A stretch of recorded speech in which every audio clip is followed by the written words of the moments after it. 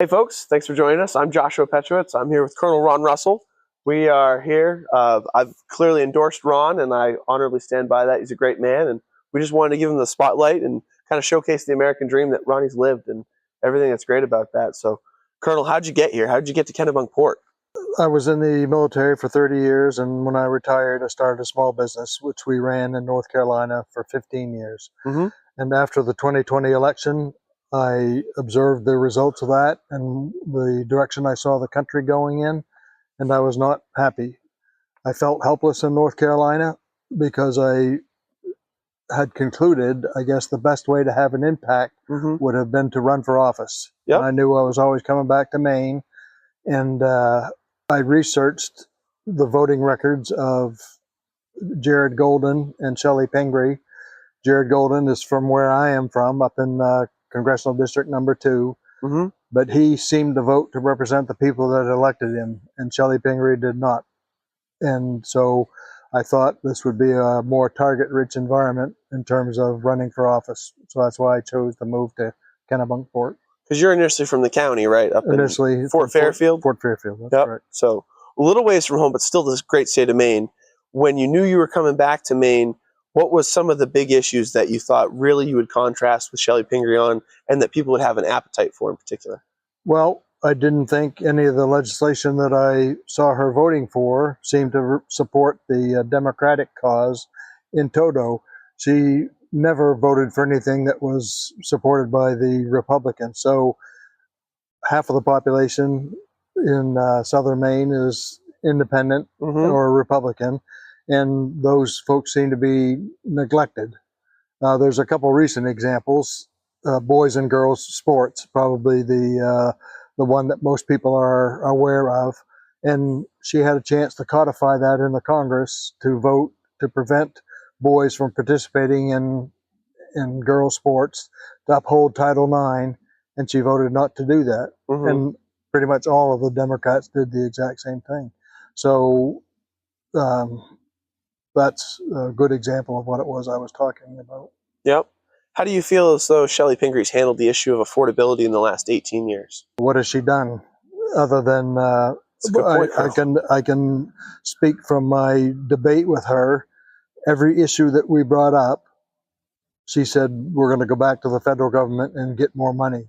Well, the federal government doesn't have any more money. In fact, we are $38 trillion now in debt, and we increase that by $2 trillion with a deficit every year. So going back to the federal government is not the answer. Never has the answer been we're going to cut spending and get spend within our means. That has never come out of her mouth. She is the senior Democrat on the resource committee there in the House, and she made a point of that during our debate. But we're promoting things that keep driving us deeper and deeper into debt. So I think that has to change. How do you feel as though the national debt impacts the lives of everyday Americans? We're spending over $1 trillion in interest on our national debt. What could we do with $1 trillion every year? So when we get rid of the national debt, we're going to have $1 trillion more that we can spend on things that we are spending it on now, but using loans to be able to do it. And I think we need to get away from that as soon as we possibly can. I think you're totally right. It's like spending $1 trillion on your credit card debt, right? Exactly. Just on the interest alone is what you're saying. Yeah. Exactly. Every year is a country. So obviously, when you print money, it dilutes the money supply for everybody else that has it. Those that hold assets tend to do better. The rich get rich, the poor get poor. I mean, even the Bible talks about that. How do we make sure that the most vulnerable are taken care of? Obviously, work seems to be the way out of it, but how do we make sure there's value in work as well? What would you do in Congress? Well, what we need to do is to cause more people to work. And there's a lot of people that make a ton of money by not working. So we need to decrease those systems there. We need to have a safety net, obviously, for those who fall on bad times, hard times, less fortunate than you and I. But they shouldn't make a lifelong income out of that. We should be giving them a hand up, not a handout. I think that's fair to say. Teach the man to fish. I understand that for sure. as far as things go internationally, you seem to be a peace through strength kind of guy, but you're willing to use force when necessary. Obviously, you have a background in the military. What do you think are some of your I don't want to say highlights, because you're a true service guy. You don't talk about that like it's a Hollywood movie, because it's not to you. You feel that as your duty to your country. But where were some of your biggest learning moments along your career that I guess you can talk about? I think all of them I can speak about in some generalities. I can talk about Mogadishu because that story is pretty well known Mm-hmm. already. I will say from an operational perspective, operations are based upon intelligence. The better our intelligence, the more of a fine point we can put on the operation. So by fine point, I'm talking about decrease the amount of forces that are involved in an operation, because we know exactly what we are getting into. Essentially risking less as you're going into each conflict. Exactly. Yep. I think better training for that armed force makes the same thing happen. When you do planning, Mm-hmm. you do an array of forces on the battlefield. So you figure out how many enemy there are on whatever target it is you're looking at. And we have ratios that we have developed over the years to give us 50% chance or better of success. Mm-hmm. So when you're conducting an offensive operation, you need 3-to-1 force ratio. But before you do that force ratio analysis, you do a relative combat power analysis. So one soldier who is extremely well trained, has had all the resources, goes to all the different environments that he could be deployed to, Mm-hmm. is far better than a soldier who gets to fire his gun one time a year for 40 rounds, never goes out to the field to train, is basically poorly trained. So that ratio may actually erase that 3-to-1. So this soldier might be 3 times better than this soldier. So now you only need a 1-to-1 ratio in order to be successful, 50% successful in an offensive operation. I'd say that makes sense. Yeah. So training plays a huge role in it. And, our forces that are deployed overseas right now are not training, but they are executing combat operations. So the things that they would do in combat, that blockade is doing on a day-to-day basis. So they are training every day for all intents and purposes. So for those that aren't in the theater of Iran, let's say, what can we do to be ready and refined? Because obviously China is an ever-growing threat. What can we do in the Indo-Pacific region, I guess? What would you like to see streamlined so we're better equipped for anything that might arise? I think you have to look at the environment that you're going to operate in. So the Indo-Pacific environment is a lot of jungle, a lot of humid operations, Yeah. Obviously a lot of water, so there'll be need for amphibious assault. Same thing we saw during World War II out there. So we have to think Burma, Iwo Jima, things exactly like that, right? Yeah. We have to be prepared for that environment. And I think our Marine Corps trains on that on a regular basis. The amphibious assaults they do fairly routinely. Naval gunfire would be executed routinely out there. Mm-hmm. So, and I think our forces are well prepared. The ones that are, the ground forces in Hawaii. Yep. We have a jungle school in Hawaii there as an example. So they would be well trained in that environment. I think the more they can do of what you would expect to do in combat, like shoot your weapon, the more they can do that routinely, the better off that they are going to be.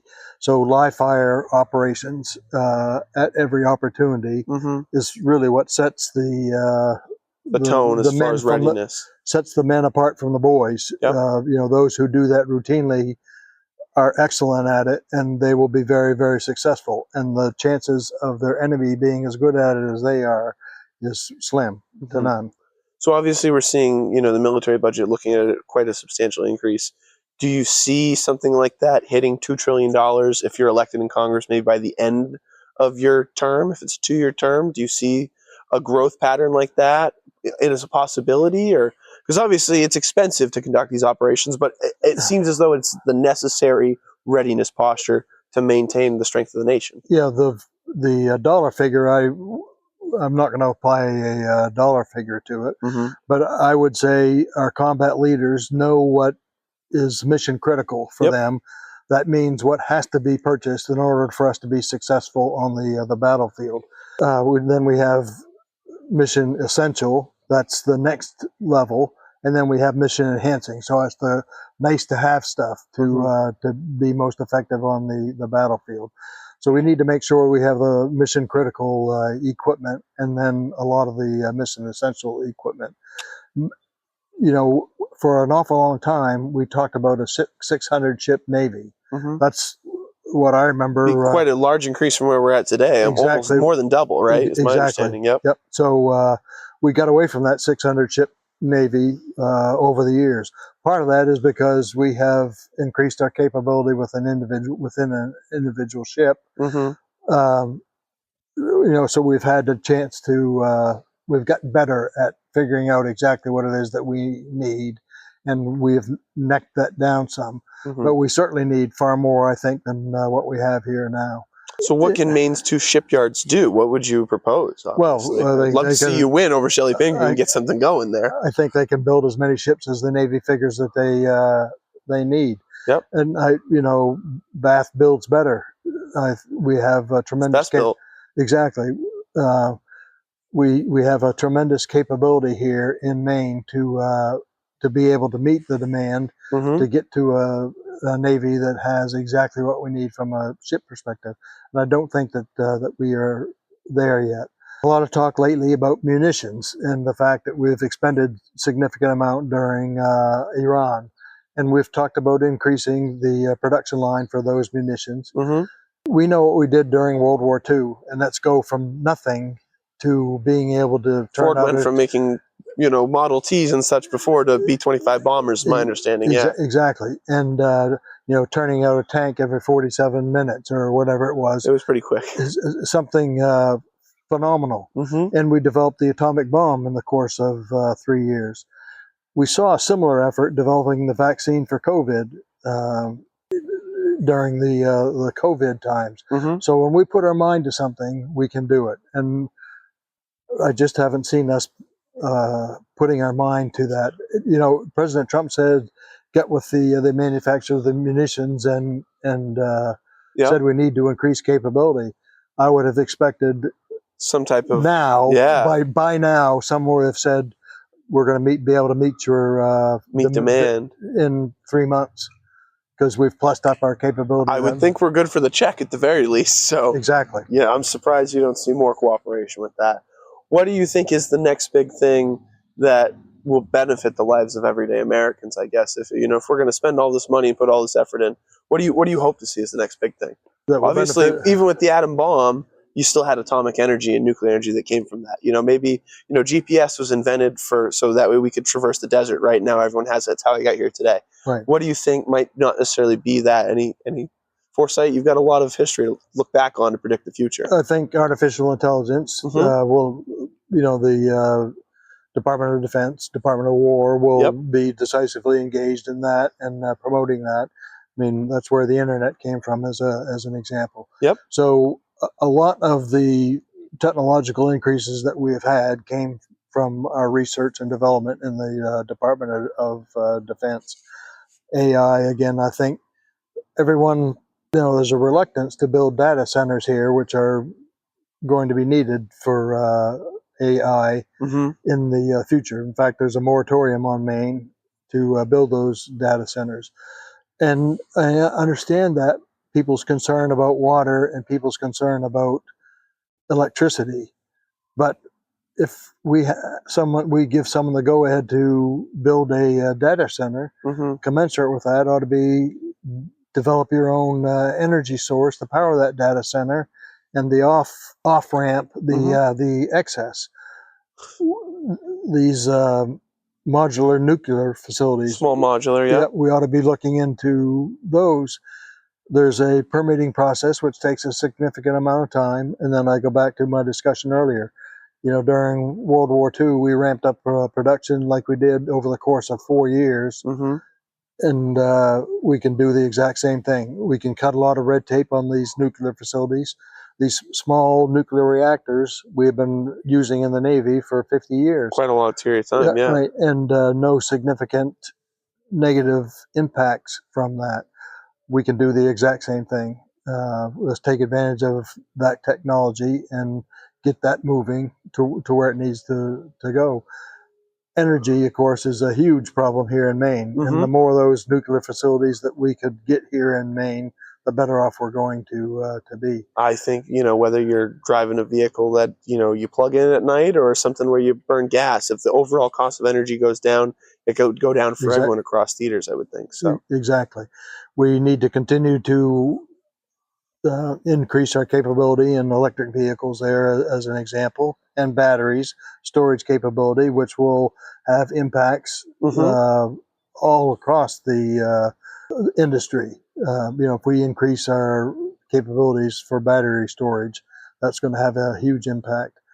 And electric vehicles don't do real well in extreme cold weather. So if we increase... So you're not for an EV mandate, I would say. I'm not for an EV. I would certainly think so. Okay. I don't think anything. So you believe in free choice, I guess, is for our viewers at home. Any place where your decisions are impacted by the government is probably not someplace that I'm comfortable with. Yep. So part of the contrast, I think we should really showcase for everybody. Exactly. And you can talk about. But you seem like a pretty down the middle kind of guy, overall. So well, I think that's still a down the middle approach to me. I think it's more authoritative to say, here's what you have to buy this, right. I think I take a common sense approach, and it's certainly not authoritarian approach. It's just reasonable figure out what the best answer is to every problem that you're faced, and apply that. And be able to adapt. Things change, and people talk about politicians, flip-flop politicians.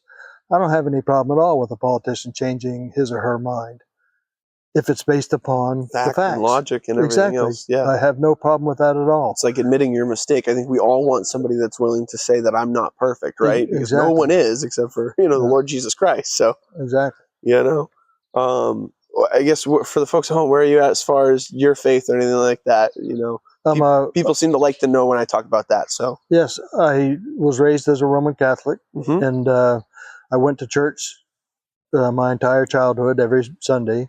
And when I got to West Point, chapel service was mandatory for the first half of a year there, and then it became non-mandatory. My father died about 2 weeks after Christmas vacation. My freshman year at West Point. And was he the reason why you joined the Army? Was because he had served before you? Or? He was. That was not the reason. That was not the reason. Okay. I mean, it certainly had an impact. Yeah. But that was not the reason I joined. My brother was in the military already at that point in time. He's 6 years older than I am, and he had gone to summer camp and had run into some West Pointers at summer camp, and so he came back and said, you should apply to West Point. I had no earthly idea what West Point was. And I was a sophomore in high school at the time. So that would just give you an idea of my, I guess it worked out. My awareness. In Fort Fairfield, Maine, we had 2 TV channels. One of them was Canadian. So things like the West Point Story and the Long Gray Line, I had never seen on TV. I mean, I was shocked to see them when I went to West Point. But so I wasn't brought up in that system. I had a friend a year ahead of me in high school who applied to and was accepted to the Air Force Academy. So he kind of broke the ground there, and so I just followed suit and went to West Point. So was your father enlisted?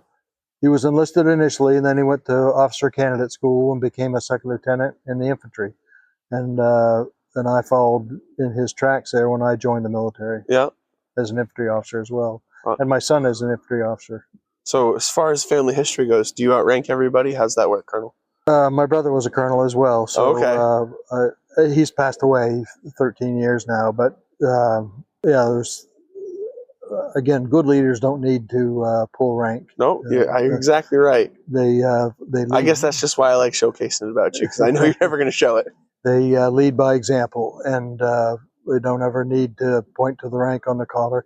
In fact, people who do, well, I would put in the horrible leader category. Abusive in in so many cases, and good examples of how not to be a leader. Mm-hmm. My West Point class in my company had a first class senior leadership, which was chock full of bad leaders. And we saw that example, and it brought us very, very close together. So we started with 33, and then we ended up graduating 29 people in my company. The attrition rate is... Can't imagine it's very good at West Point. No, it's probably somewhere 65% graduate. So in my company, you guys did pretty good. We were way, twice way above average, right? Right. And at a recent reunion here this last summer, we had the highest rate of participation at the reunion. We had 100% contribution into our class gift. Mm-hmm. You know, so we're still a very, very tight group, and that's good. Yeah, staying together 30 years later. We're 45 now, right? Yeah, 50. 50. So wow. 50th anniversary. And we started 4 years before then, so 54 years we've known one another. Yep. You don't see many bonds like that still in the country, so it's good to see strong ones like that in the military at least. And again, that was forged by the hardships we endured that first year because of that poor leadership that I was mentioning. Yep. Do you ever feel like there's poor leadership within the Republican Party sometimes, or? I do. I think you see examples of poor leadership, and so the problems that we talk about aren't Democrat and Republican problems. Mm-hmm. They are individual problems that manifest themselves in one party or another. So we just need to recognize that. In my dealings with the parties in Maine, I refer to rabid Republicans and rabid Democrats who are extreme in their beliefs and uncompromising, won't listen to the other side of the point, and as a result are unwaverable there in terms of their stance or position on certain issues and problems. And that's a sad state of affairs when you're not going to listen to... Can't even listen to understand, let alone actually compromise. You're right. Exactly. Yeah. And that's really not a good place to be. I said it during the campaign. You heard me say it. Any legislation that's passed strictly along party lines, I can guarantee is bad legislation. Yep. Well, I guess we got one last thing if I could get to. You and I talked about, before we got on camera, as far as the SAVE Act goes and wanting there to maybe be a talking filibuster in the Senate. But as far as you running for the House goes, if you were Speaker on day one, what would be one change Colonel Russell would do or Ron Russell would do as far as the Maine's congressman, from the 1st District? What's one thing you would do if you had the authority on day one? I think you have to listen to everyone's opinion, and that includes listening across the aisle. Mm-hmm. I said it during the campaign. We don't have the market cornered on good ideas in the Republican Party. Yep. And there are good ideas on the Democratic side of the House, and we need to listen to those. More importantly, we need to listen and understand what the concerns are of the people that they represent on that side of the aisle. Because, like I said, no legislation which is passed strictly along party lines is good legislation. And we talk about this housing act that the president has not signed now. Mm-hmm. Was passed along bipartisan lines. I'd like to see what the ratio is for that bipartisanship. We talk about some things being passed on bipartisan lines which have one or two of the other party that are voting for it, like Senator Fetterman as an example.